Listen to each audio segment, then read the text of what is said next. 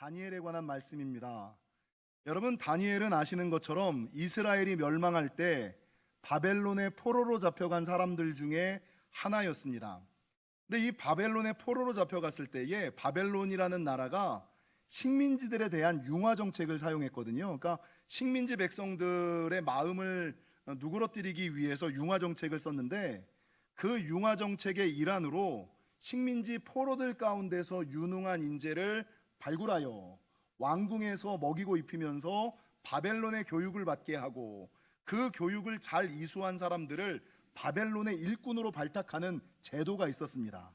그리고 그 제도에 발탁된 사람이 오늘 다니엘서에 나오는 다니엘과 세 친구들이었다.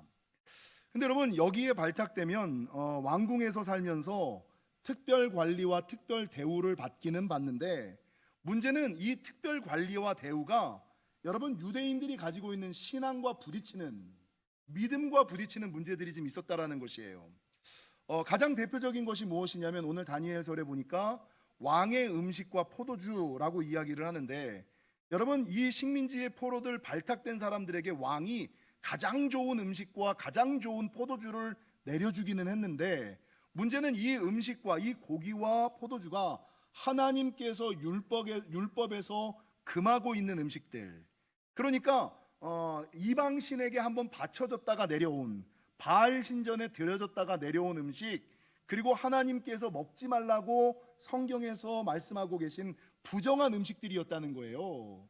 그러니까 내가 그 제도에 발탁되어 가지고 그 탄탄대로의 길을 걸어가는 것까지는 좋은데, 그 길을 걸어가다 보면 왕의 명령과 하나님의 말씀이 충돌이 일어나더라는 거죠.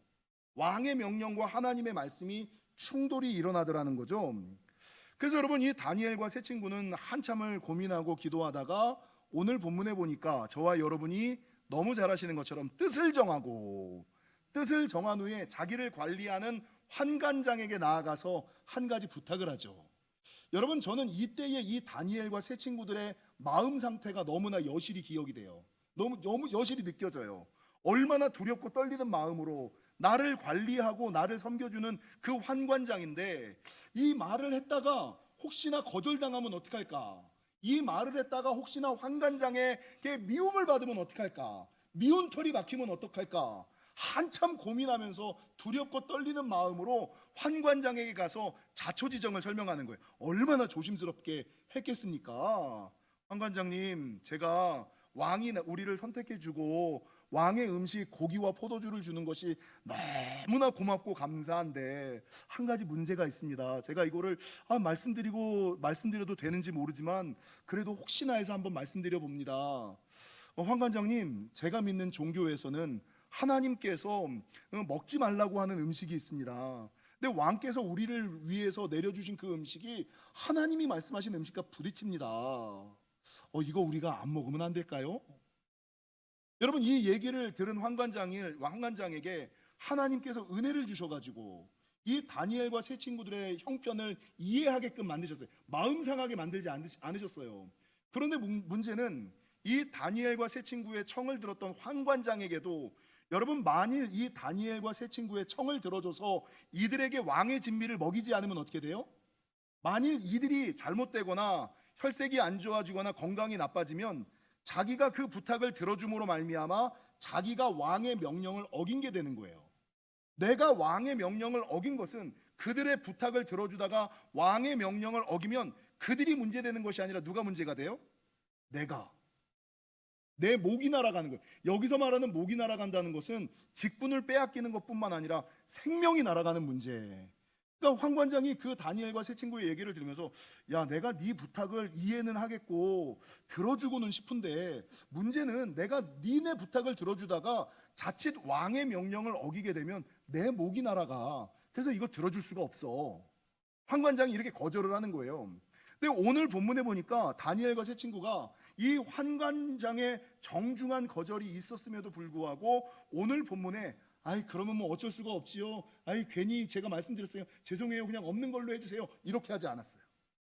다시금 환관장 앞에 나아가서, 그럼 환관장님, 만일 10일 동안 우리가 왕의 진미를 먹지 않고 채식만 먹고 그리고 그 왕의 진미를 먹은 사람과 비교하여 우리의 혈색이 더 나쁘면 우리가 왕의 진미를 먹고, 우리가 오히려 건강이 좋으면 그냥 채식만 먹고 하나님의 명령을 따라 살 수 있게끔 한번 기회를 좀 주세요. 확인해 볼 수 있는 기회를 한번 주세요. 여기에 한 번 더 청을 하는 거예요. 그러니까 황관장이 그래 10일 동안 한번 해보는 건 괜찮겠지. 그리고 이 10일 동안 다른 사람들은 왕의 진미 온갖 고기와 포도주를 먹게 하고, 이 다니엘과 세 친구는 채식만을 먹게 하고 난 이후에 혈색을 비교하였는데, 여러분 어떤 결과가 있었어요? 오늘 본문 15절에 보니까 열흘 후에 그들의 얼굴이 더욱 아름답고, 오늘은 왜 아멘들을 안 하시죠? 더 아름다워지시기를 축원합니다. 더욱 아름답고 살이 더욱 윤택하여, 저는 너무 살이 윤택하죠? 살이 더욱 윤택하여 왕의 음식을 먹는 다른 소년들보다 더 좋아 보인지라. 온갖 산의 진미 소고기를 먹은 사람들보다 오히려 혈색이 좋고 건강이 좋고 삶의 질이 나아지는 놀라운 역사가 있었더라. 그리고 그 모습 가운데서 하나님의 뜻을 따라도 괜찮겠구나라는 이 환관장의 은혜를 받아서 그 다음부터 이 다니엘과 세 친구는 세상과 충돌하지 않고 하나님의 음식을 먹으며 살았더라. 근데 성경은 여기서 끝내는 것이 아니라요, 여러분 이렇게 왕의 명령과 하나님의 명령, 하나님의 말씀과의 충돌이 있을 때, 이러지도 못하고 저러지도 못하는 어려움이 있을 때, 그럼에도 불구하고 뜻을 정하여 하나님의 말씀을 따르려고 했던 이 다니엘과 세 친구, 하나님이 보시기 얼마나 이쁠까요? 얼마나 귀할까요? 그래서 하나님께서 이 다니엘과 세 친구에게 은혜와 축복을 허락하여 주셨는데, 그 은혜와 축복이 오늘 본문 17절과 20절에 보니까 하나님이 이 네 소년에게 학문과 지혜를 주셔서 모든 환상과 꿈, 서적을 깨닫게 하시고, 하나님께서 그들에게 지혜와 총명을 또한 허락하여 주셔서 그 바벨론에 있는 모든 박수와 술객보다 몇 배가 탁월한 삶? 10배가 탁월한 삶을, 10배나 똑똑한 삶을, 그것도 언제까지? 여러분 실제적으로 역사를 보면 이 다니엘이 포로로 잡혀간 것은 바벨론이거든요. 근데 이 바벨론이 멸망을 해요. 그리고 바사 왕국이 세워져, 페르시아 왕국이 세워져요.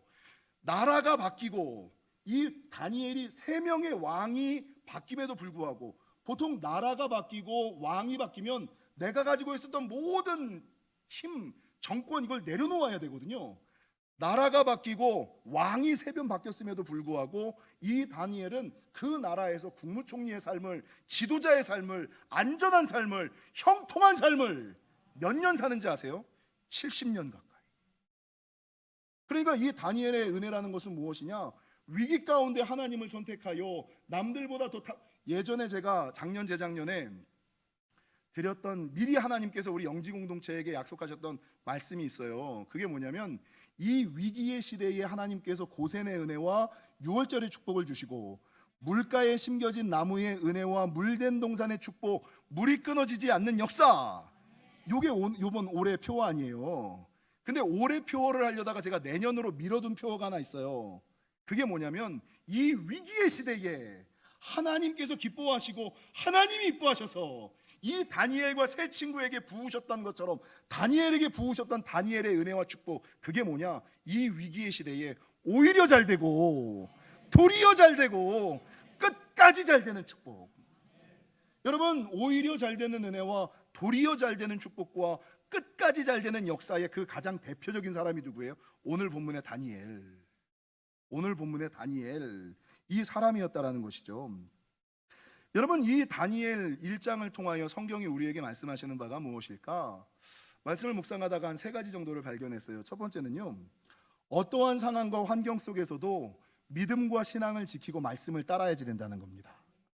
어떠한 상황과 환경 속에서도 믿음과 신앙을 지키고 말씀을 따라가야지 된다. 여러분, 오늘 본문의 다니엘과 세 친구처럼 살아가다 보면 세상과 믿음이 충돌할 때가 있어요. 세상과 저 같은 경우는 제가 이제 지금까지 살아오면서 세상과 믿음이 충돌한 몇 번의 예, 가장 먼저 세상과 믿음이 충돌하는 게 언제냐면 초등학교 들어가서, 국민학교 들어갔을 때.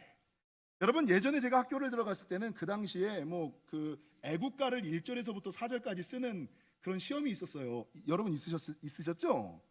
애국가를 1절에서 4절부터 다 외워가지고 그걸 다 일일이 써야지 됐어요. 근데 이걸 쓸 때 제가 그 어린 나이 1학년이었는지 2학년이었는지 그때 내 마음에 항상 오는 게 동해물과 백두산이, 외우긴 1절에서부터 4절까지 다 외웠거든요. 근데 언제 갈등이 돼요? 하느님이라고 써야 되는가 하나님이라고 써야 되는가? 하느님이라고 쓰고 100점을 맞을 것인가 하나님이라고 쓰고 이 받아쓰기를 한 번 더 해가야 될 것인가? 하느님인가 하나님인가? 이게 세상과 믿음의 충돌. 여러분 중학교 들어가면 또 이런 믿음과 세상의 충돌이 있죠. 과학 시간에 뭘 배워요? 창조론을 배우냐 진화론을 배우냐? 창조론이 옳으냐 진화론이 맞느냐? 우리를 하나님이 만들어 주셨느냐? 우리의 조상이 원숭이냐 아담이냐? 이러면 우리의 조상이 원숭이라 그래야 돼. 교회에서는 내가 아담이라고 배웠는데 내가 원숭이라 그래야 돼. 아담이라고 배워야 돼. 창조론이 맞는 거야 진화론이 맞는 거야? 창조론에 동그라미를 쳐야 되는 거야 진화론에 동그라미를 쳐야 되는 거야? 세상과 믿음이 충돌해요. 여러분 대학 들어갈 때, 지금은 뭐 많이 없어졌습니다만 제가 대학 들어갈 때 오리엔테이션을 하거든요.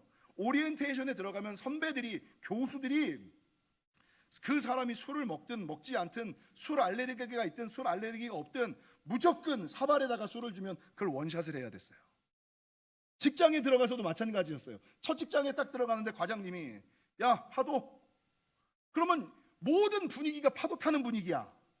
그럼 내 자리까지 딱 와. 그럼 이걸 타야 되는가 말아야 되는가? 야 분위기 망치지 말고 그냥 타. 근데 그때 일어나서 과장님 전 교회를 다녀서 이 말을 해서 분위기를 깨야 되는가? 아니면 그냥 못 이기는 채 하고 하나님 아시죠? 그걸 한 잔을 꺾어야 되는가? 세상 살다 보면 여러분 세상과 믿음이 충돌하는 경우들이 너무나 많이 있다는 거죠. 여러분 가장 대표적으로 세상과 믿음이 충돌하는 예가 지금, 여러분 요즘 시대가 코로나 시국이잖아요. 코로나 시국에 세상은, 많은 사람들은 뭐라 그래요? 야 교회 가지 마. 교회 가지 마. 나라를 위하여, 국가를 위하여, 공동체를 위하여. 그리고 어떤 직장에서는 뭐라 그러느냐? 너 만일 교회가, 코로나 초기에는요 그러니까 우리나라가 아직까지 선진화가 안 되는 거야. 자기 직원들의 개인적인 자유를 다 동선으로 파악을 했잖아요. 핸드폰으로 그 사람 위치 추적을 했잖아요. 이게 여러분 얼마나 큰 범죄인지 아세요? 이게 민주국가 자유국가에서는 있을 수 없는 일이에요. 가든지 말든지 개인의 자유지. 그걸 직장이, 그걸 상사가 컨트롤하는 이 통제국가. 근데 여러분 지금까지도 어떤 직장에서는 너 교회 가지 마. 교회 갔다가 만약 문제가 생기면 네가 직장을 못 다니는 것뿐만 아니라 내가 너에게 구상권을 청구할 거야. 그러니까 이거 어떻게 해야 되지? 이거 가야 돼 말아야지 돼. 아니 사장님은 가지 말라 그러는데 목사님은 나오라 그러거든. 여러분 이럴 때 뭐가 맞아요? 어떤 게 옳아요? 제가 자주 말씀드리는 것 같이 여러분 무엇이 옳은지 무엇이 맞는지는 우리가 몰라요. 그 집사님이 나오든지 나오지 않든지 그 사람의 상황과 형편과 처지는 오직 하나님과 그분만이 알아요. 그 사람이 어떤지는 하나님과 그 사람만 아는 거예요. 그런데 문제는 상황과 형편과 처지가 다 달라서 문제는 나오든 안 나오든 이게 중요한 것이 아니라 그 처해져 있는 각자의 상황과 환경 가운데서, 그럼에도 불구하고 제가 요즘에 자주 한 2달 가까이 계속 하나님이 주셨던 감동처럼 나올 수 없어서 못 나오는 건, 이거 나올 수 없어서 못 나오는 거 어쩔 수 없는 거예요. 그거 당연한 거예요. 그거 하나님도 이해하시는 거야. 네가 있는 곳이 성전이야. 하나님 이렇게 말씀하세요. 나올 수도 있는데 분명히 조금만 하면 되는데 여전히 그 코로나를 핑계대면, 여러분 하나님이 요즘에 원하시는 마음이 뭐냐면, 그럼에도 불구하고 성전 마당이라도 밟으려고 하는 마음이 있는가? 그럼에도 불구하고 주일날 못 나오면 지나가다가 하나님 나 직장 상사가 하도 그래가지고 못 나오는 거 아시죠? 그러면서 성전 기둥이라도 만지려고 하는 마음이 있는가? 아니면 성전 가까이 너무 먼 곳에 살고 있으니 성전이 보이는 방향으로 하나님께 손들고서 하나님 내 마음 아시죠? 교회를 지키시고 돌봐주옵소서. 그 마음과 정성과 자세와 태도가 있는가 없는가, 하나님이 보시는 건 이거라는 거예요. 하나님이 보시는 것은 여러분 이런 것이라는 거죠. 그래서 여러분 상황과 환경과 처지는 누가 옳고 누가 틀리다라고 저도 몰라요. 저도 몰라. 오직 하나님과 그 사람만이 알지만 그 상황 가운데서 그 사람이 뜻을 정하고, 오늘 다니엘처럼 뜻을 정하고 어떤 마음과 태도와 자세를 갖느냐 갖지 않느냐, 그게 다니엘의 은혜와 축복을 좌우하는 아주 중요한 기준이라는 거죠. 여러분 오늘 본문은요, 사실 그 다니엘서가 시작할 때 많은 분들이 다니엘 1장을 보면서 다니엘 이야기에 포커스가 있어요.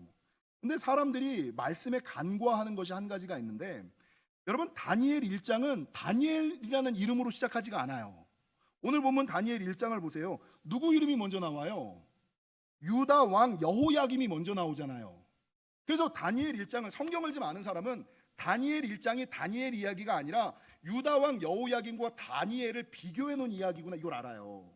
여러분 여호야김이 누구냐면요, 남왕국 유다의 탁월한 종교개혁을 이끌었던 위대한 왕 요시야의 아들이에요.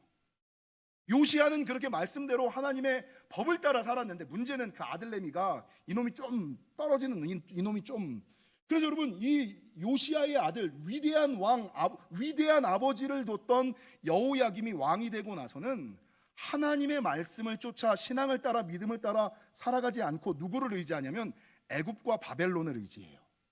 이 애굽과 바벨론은 세상의 흐름을 따라갔다라는 거예요. 그러니까 세상의 기준, 세상의 흐름을 따라 살아가는 거예요. 그러니까 하나님께서 예레미야 선지자를 통하여 말씀을 보내죠. 바룩을 통하여 성경을, 예레미야서의 기록이죠. 여러분 바룩을 통하여 성경을 기록하게 해서 이 여호야김 왕에게 말씀을 가져다 줘요. 하도 듣지 못하니까 아예 손으로 써가지고 분명히 좀 봐라 이렇게 갖다 줘요. 바룩을 통하여. 근데 이 하나님의 말씀을 여호야김이 듣고 있다가 자기 생각과 틀리니까 어떻게 해요? 그 말씀을 뺏어서 불태워버려요. 이게 예레미야서의 내용. 이때 예레미야의 하나님 말씀을 빼앗아 불태운 왕, 선지자를 감옥에 보낸 왕, 이게 여호야김이에요. 그러니까 여호야김, 다니엘서의 첫 부분은 여호야김, 이 여호야김은 하나님의 말씀, 믿음과 신앙을 지키는 것이 아니라 세상의 흐름을 따라가고 하나님의 말씀을 듣지 않다가 어떻게 됐는가. 1절을 보세요. 유다 왕 여호야김이 다스린 지 3년이 되는 해에 바벨론 왕 느부갓네살이 예루살렘에 이르러 성을 에워싸인 삶, 건강의 문제에, 물질의 문제에, 자녀의 문제에, 영혼의 문제에 여러분 묶이고 매인 삶. 여러분 다니엘도 포로로 잡혔잖아요. 여호야김은 왕이었어요. 근데도 불구하고 바벨론에 에워싸인 삶, 맨날 돈 걱정, 맨날 건강 걱정, 맨날 자녀 걱정, 맨날 불안 걱정, 근심, 염려, 초조, 에워싸인 삶. 여러분 에워싸일 뿐만 아니라 본문 2절은 뭐라고 증거하느냐? 주께서 유다 왕 여호야김과 하나님의 전 그릇 얼마를 그의 손에 넘기심에. 여러분 하나님께서 여호야김을 축복하여 왕으로 삼으시고 온갖 은혜와 은사와 축복과 능력을 주셨거든요. 여호야김이 그걸 갖고 있었어. 근데 하나님의 말씀, 믿음과 신앙 따르는 것이 아니라 세상의 흐름 쫓다가 하나님께서 네가 가지고 있는 은혜와 은사와 능력과 축복을 누구에게 넘겨요? 바벨론에게 넘기시는, 세상에 옮기시는, 바꾸시는. 그 예전에는 은사와 은혜와 능력과 축복이 있는데 지금은 하나님께서 옮기셔서, 하나님이 바꾸셔서, 하나님이 넘기셔서 아무것도 없이 자기만 망하는 것이 아니라 남왕국 이스라엘을 멸망시키는데 여러분 단초가 된 삶을 살아가는, 가정과 가문을 무너뜨리는데 여러분 시초가 된 사람이 여호야김. 근데 반대로 다니엘은 어떻습니까? 자기가 포로 잡혀갖고 어린아이에, 왕이 아니에요. 어린 소년이에요. 어린아이예요. 왕의 명령을 거절할 수 있는 상황이 아니에요. 근데 그럼에도 불구하고 여호야김과는 다르게 처해진 상황과 환경 가운데서 자기가 할 수 있는 최고와 최선의 노력 가운데 나아가서 뜻을 정하고 결단하여 말씀을 쫓고 믿음을 쫓고 신앙을 따라 살아가다가 여러분 세상 사람들보다 10배가 많은 학문과 지혜와 총명이 넘쳐나는, 오히려 잘되고 도리어 잘되고 끝까지 잘되는 역사를 경험하게 되었다. 사랑하는 성도 여러분, 지금 이 시대가 다니엘 1장에 나오는 갈등의 시대와 똑같습니다. 지금 우리가 살고 있는 시대가 다니엘 1장에 나오는 내가 여호야김이 될 것인가, 다니엘이 될 것인가? 여호야김이 되어 에워싸이고 넘기시는 삶을 하나님이 바꾸시는 삶을 살 것인가? 아니면 다니엘이 되어 오히려 잘 되고 도리어 잘 되고 끝까지 잘 되는 축복을 허락하실까? 그 사이에 우리가 지금 서 있다는 거예요. 말하는 것은 이 위기의 시대에 상황과 환경과 처지는 어떠하더라도 그럼에도 불구하고 여러분 성전 마당이라도 밟으시려는, 성전 기둥이라도 만지시려는, 아니면 성전을 향하여 손이라도 들려고 하는 믿음 가지셔서 다니엘의 은혜와 축복을 누리시는 저와 여러분이 되시기를 주님의 이름으로 간절히 축원합니다. 여러분, 두 번째, 오늘 이 다니엘 1장에서 우리에게 말씀하시는 바는 무엇이냐? 어떤 상황과 환경 속에서도 포기하지 말고 살 길을 찾으시라는 거예요. 우리 옆 사람이랑 인사하겠습니다. 살 길을 찾읍시다. 될 길을 찾읍시다. 여러분, 어떤 상황과 환경 속에서도 믿음의 사람들은 포기하지 않습니다. 세상 사람들이 얘기하는 것처럼 포기는 배추 셀 때나 쓰는 말이고, 여러분, 믿는 자에게는 능치 못함이 없느니라. 우리 하나님은 결코 예고 없이 경고 없이 심판하지 아니하시고, 심판하실 때에 반드시 뭘 주세요?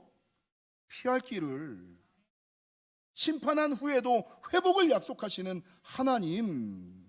여러분, 오늘 본문의 다니엘과 세 친구는 오래 기도하고 오래 준비하여 환관장에게 아주 어려운 부탁을 했어요. 처음 거절을 딱 당했어요. 그러면 이 거절을 당했을 때 이 다니엘과 세 친구가 어떤 반응을 했어요? 하나님 아시죠? 우리는 할 만큼 했어요. 이랬어요? 아니죠. 그 상황 가운데서도 그러면 이 상황 가운데서 살 길은 무엇인가? 이 상황 가운데서 될 길은 무엇인가? 이 상황 가운데서 믿음을 지킬 길은 무엇인가? 하나님의 말씀을 따를 길은 무엇인가? 그래서 생각해낸 것이 열흘만 시험해보죠. 열흘 말미만 주십시오. 해보고 나서 안 되면 제가 하겠습니다. 여러분, 성경은요 이렇게 포기하지 않고 살 길을 찾은 사람들, 될 길을 찾은 사람들의 기록이에요. 여러분, 창세기 18장에 가면 하나님께서 소돔과 고모라를 멸하시려고 작정을 하시죠. 소돔과 고모라의 불과 유황으로 멸할 것이다. 근데 이거를 먼저 아브라함에게 알리셨어요. 근데 아브라함이 소돔과 고모라를 멸망시키면 자기 가족들이 다 죽잖아요. 롯도 죽고. 근데 하나님의 명, 어떻게 하나님의 말에 토를 달아요? 사람이 토를 달 수가 없죠. 근데 아브라함이 소돔과 고모라를 멸하신다는 그 얘기를 듣고 마음이 너무 안 좋은 거야. 하나님의 눈치를 이렇게 보고 하나님한테 내가 이런 말을 해도 되나 말아야 되나 한참 고민하다가 그래도 혹시나 몰라서 하나님, 의인 50명 찾으시면 그 멸망을 조금 없애주시면 안 돼요? 하나님에게 듣다가 요놈 봐라, 의인 50명, 그래. 근데 아브라함이 이렇게 생각해 보니까 아무리 생각해도 소돔과 고모라의 의인 50명이 떠오르지가 않아. 아브라함이 뭐라? 하나님, 제가 다시 45명 안 될까요? 45명? 그래, 그럼 45명이라도 찾아봐. 근데 아무리 생각해도 45명. 하나님, 45명 말고 40명 안 돼요? 40명? 아니, 40명 말고 30명 안 돼요? 30명? 30명 말고 20명 안 돼요? 20명? 20명 말고 마지막으로 10명 안 될까요? 몇 번을 청해요? 그 어미하신 하나님의 선고 앞에 아브라함이 몇 번을 청해요? 40명에서 45명, 40명, 30명, 20명, 10명. 여러분, 끝났다라고 생각되는 그 상황 가운데서도 어떻게 하든지 될 길을, 어떻게든 살 길을 찾잖아요. 여러분, 열왕기하 20장에 보면 히스기야 왕이 하나님의 선고를 받죠. 하나님께서 선지자 이사야, 그 탁월한 선지자 이사야를 통하여 히스기야에게 선고를 내리시기를 뭐라고 내리시느냐? 너는 집을 정리하라. 넌 이제 삶을 정리하라. 너는 집을 정리하라. 내가 죽고 살지 못하리라. 너는 죽을 거야. 넌 못 살아. 하나님한테 이런 사형 선고를 딱 받아요. 너는 지금 집 정리해. 네 인생 정리해. 너는 죽고 살지 못할 거야. 끝난 거예요. 하나님이 말씀하신 거고 선지자가 확증한 거예요. 근데 이 히스기야가 하나님의 선고와 선지자의 확증 앞에서 이제는 끝났구나, 이제는 틀렸구나, 이제는 죽었구나, 이제는 어쩔 수 없구나, 이렇게 하지 않았어요.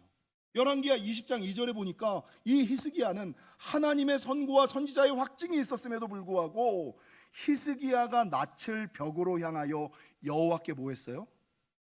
기도하였더라. 하나님, 그래도 기도하면 되지 않을까요? 하나님이 하시면 되지 않을까요? 이미 끝난 문제, 이미 틀린 문제를 가지고 하나님께 매달리는 거예요. 그래도 하나님이시라면 하나님께서 해주시면, 나에게는 길이 없지만, 나에게는 방법이 없지만 하나님께서 하시면, 하나님이 마음을 돌려주시면, 하나님이 나를 불쌍히 여겨주시면, 그렇게 기도하였더니 어떤 은혜가 일어나요? 하나님이 선고하시고 선포하셨음에도 불구하고 하나님께서 그 선포와 결정을 번복하시고 15년의 생명을 연장시켜 주실 뿐만 아니라 이스라엘을 에워싸고 있었던 아수르 군대의 위협에서 벗어나게 하시고 해가 10도 뒤로 물러가는 기적을 경험하게 하지 않습니까? 여러분, 성경의 에스더와 모르드게도 마찬가지죠.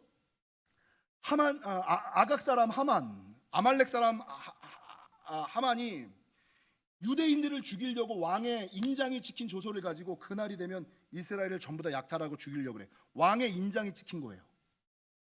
왕의 도장이 찍힌, 이거는 번복할 수가 없어. 이젠 끝났다, 이제는 틀렸다, 이제는 죽었다.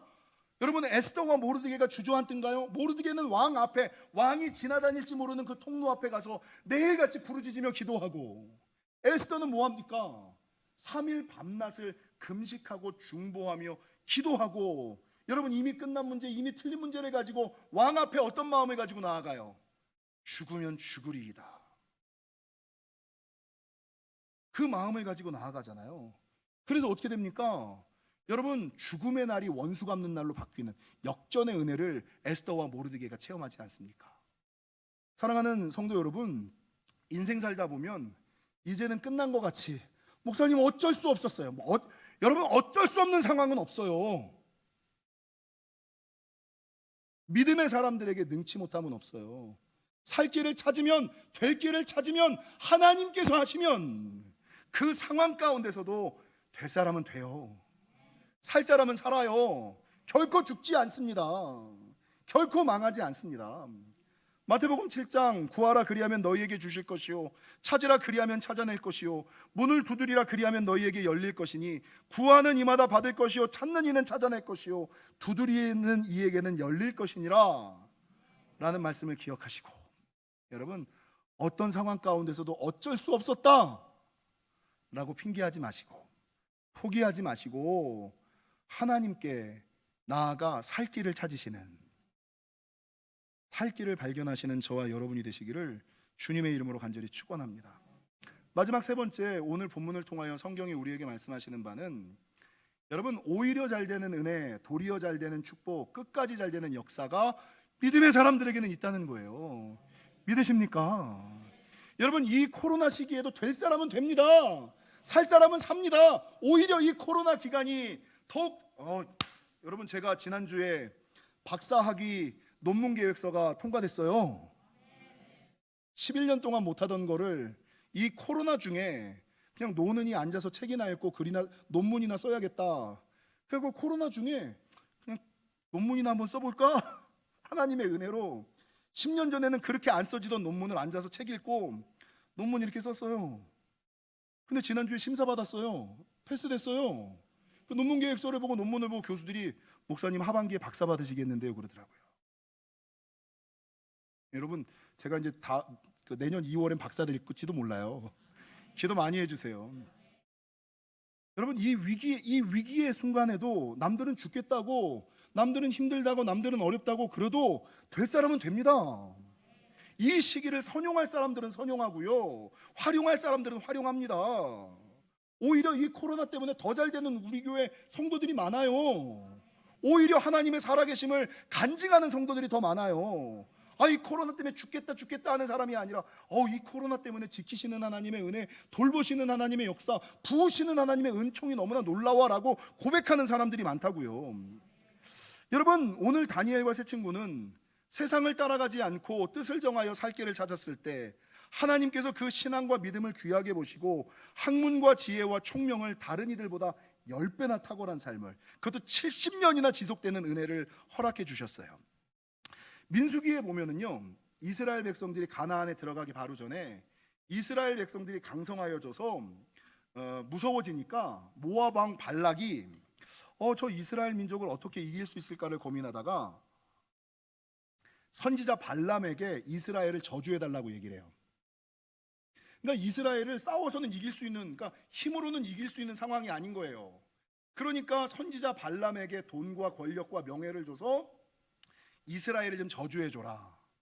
근데 요거에 그냥 홀랑 넘어간 발람이, 이놈이 이 들깨어 있는 발람이 그 말을 듣고 어디에 가냐면 바알 산당에 들어가 가지고 제단을 쌓고 이스라엘을 바라보며 저주를 해요. 야, 참 어떻게 이럴 수가 있는지. 하나님의 선지자였던 사람이 돈, 명예, 권력에 넘어가서 바알 산당에다가 제단을 쌓아놓고 이스라엘을 바라보며 저주를 해. 손을 들고 저주를 해요. 근데 이 저주를 할 때 하나님께서 그 자리에 임하셔요. 그래서 바알은 이스라엘을 저주하려고 입술을 열었는데 하나님께서 그 입을 주장하셔서 이스라엘을 축복하게 하세요. 그것도 몇 번이나, 3번이나. 여러분, 이 믿음을 가지시기를 주님의 이름으로 간절히 축원합니다. 제가 가지고 있는 영적인 프라이드가 뭔지 아세요? 이거예요, 이거. 여러분, 이 민수기 24장 9절 중반절에 보니까 이 발람이 이스라엘을 저주하려고 했는데 하나님께서 그 입을 막으시고 축복의 단어로 바꾸시는 거예요. 그래서 성경은 뭐라고 증거하느냐? 너를 축복하는 자마다 복을 받을 것이요 너를 저주하는 자마다 저주를 받을지니라. 그러니까 발람은 이스라엘을 저주하려고 했는데 이스라엘을 저주하려고 불렀던 발락을 하나님이 저주해 버리시는 거예요. 그리고 이스라엘을 축복하는 자를 하나님이 축복해요. 저에게는 이런 프라이드가 있어요. 제가 지금까지 목회를 안전하게 해놓은, 여러분, 제가 수많은 저주를 받은 사람이에요. 수많은 오해를 받은 사람이에요. 수많은 어려움을 당한 사람이에요. 근데 그럼에도 불구하고 여전히 강건할 수 있었던 내가 언제? 나는 남들이 저주하는 거 겁나지가 않아. 왜 겁나는지 여러분, 남들이 저주하고 무당이 저주하면 겁나세요? 여러분, 저는 겁나지가 않아. 근데 저는 그 사람이 불쌍해. 왜 그런지 아세요? 네가 저주하면 그 저주가 그대로 네 머리로 돌아갈 텐데, 나를 저주하는 자를 하나님이 저주하시고 나를 축복하는 자를 하나님이 축복하시는데, 여러분, 저를 욕하는 사람들 보면 저는 불쌍해요. 어떡하지? 저 사람 어쩌려고 그래? 아니, 나를 욕하는 건 좋은데, 나를 저주하는 건 좋은데, 저러다가 저 집안이 망하는데, 저 사람이 망하는데 라는, 여러분, 영적인 프라이드가 저한테는 있어요. 그리고 지금까지 제가 50년 살아오면서 하나님이 그대로 다 지키셨어요. 여러분, 오늘 본문에 하나님의 사람, 이 위기의 순간에 믿음 지키는 사람, 말씀 지키는 사람, 신앙 지키는 사람에게 하나님이 지키시고 돌보실 뿐만 아니라 네가 저주하는 사람을 내가 저주하고 네가 축복하는 사람을 내가 축복할지니라. 그래서 이 발락이, 여러분, 뭐라 그러냐면 민수기 24장 10절에 보니까 뭐라고 표현하냐면, 발락이 발람에게 노하여 손뼉을 치며 말하되 내가 그대를 부른 것은 내 원수를 저주하라는 것이었거늘 그대가 이같이 3번 그들을 축복하였도다. 저주하라고 불렀는데 왜 저주는 안 하고 나만 저주하고 그들은 축복하냐? 그것도 3번이나 이 발락이 그러는 장면이 나와요. 여러분, 이게 하나님의 사람의 지키시는 은혜, 돌보시는 역사예요. 여러분, 요한일서 5장 18절, 제가 가장 좋아하는 말씀, 하나님께로부터 나신 자가 그를 지키심에 악한 자가 그를 만지지도 못하느니라. 귀신과 마귀와 사단이 어떻게 내 앞에서 알짱거려, 그죠? 어떻게 귀신이 보이는 삶을 살아요? 여러분, 왜 귀신을 피해 다녀요? 왜 무당집을 피해 다녀요? 왜 점집을 돌아다녀요? 왜 절을 못 들어가요? 그들이 나를 피해야지. 하나님께로부터 나신 자, 성령님께서 나와 함께 계시는데 악한 자가 어떻게 내 머리카락을 만져? 어디다 손을 대? 죽으려고. 어디 앞에서 알짱알짱거려? 죽으려고. 영계의 소문이 좀 나야지요. 사랑하는 성도 여러분, 다니엘과 같이 위기의 순간에 믿음 지키고 말씀 지키고 말씀 따라 살아가는 자들에게 하나님께서 다니엘에게 10배의 축복을 주셨던 것처럼, 70년의 은혜를 주셨던 것처럼, 오히려 잘 되는 은혜, 도리어 잘 되는 축복, 끝까지 잘 되는 역사를 허락하여 주심을 기억하시고, 위기의 순간에 다니엘처럼 하나님 편에 서셔서 다니엘의 은혜와 축복을 받으시는 저와 여러분이 되시기를 주님의 이름으로 간절히 축원합니다.